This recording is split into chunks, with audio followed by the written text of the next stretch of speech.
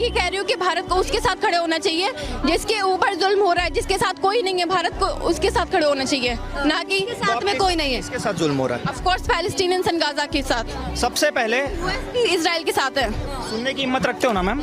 Fact पे बात करेंगे, ठीक है। मैडम ने बोला कि फलस्तीन के साथ जुल्म हो रहा है। मैडम जी से पूछना चाहूंगा, सबसे पहले 7 अक्टूबर को जब इजराइल में एक फेस्टिवल चल रहा था तो सबसे पहले अटैक किसने किया था रॉकेट्स डाल के? मैं फैक्ट्स में जनरली एक बात कर रही हूँ, क्योंकि फैक्ट्स को लेके ना अभी मैं लंबी चौड़ी लिस्ट बनाने बैठूंगी ना। भारत के साथ हो या फिलिस्तीन के साथ हो? सबसे पहला क्वेश्चन। मैं ह्यूमैनिटी के साथ हूँ। अच्छा। और अपने साथ आपके लिए सबसे पहले आपकी कंट्री आएगी या आपके लिए सबसे पहले भारत में ह्यूमैनिटी है कि नहीं है, ये बताइए, है कि नहीं है? लेकिन अगर भारत और फिलिस्तीन में से चूज करने की बारी आएगी तो आप किसको Divert मत कीजिए, भारत और फिलिस्तीन में से चूज करने की सिंपल बारी सा आपसे क्वेश्चन पूछा के है, साथ नो हूं मैं। If no but. Are you with India और विद फिलिस्तीन? Course India. इंडिया ना? तो अब मैं इनका जवाब दे दूं। इन्होंने बोला कि फिलिस्तीन में बहुत दुख है, ईरान में बहुत दुख है, इजराइल वॉर क्राइम कर रहा है। आपको पता है जब भारत का ऑपरेशन सिंदूर चल रहा था पहलगाम अटैक के बाद, नाम सुना होगा ऑपरेशन सिंदूर? बिल्कुल सुना है। उसमें पाकिस्तान जो मिसाइल दाग रहा था ना भारत पे, उसका नाम था फतेह मिसाइल।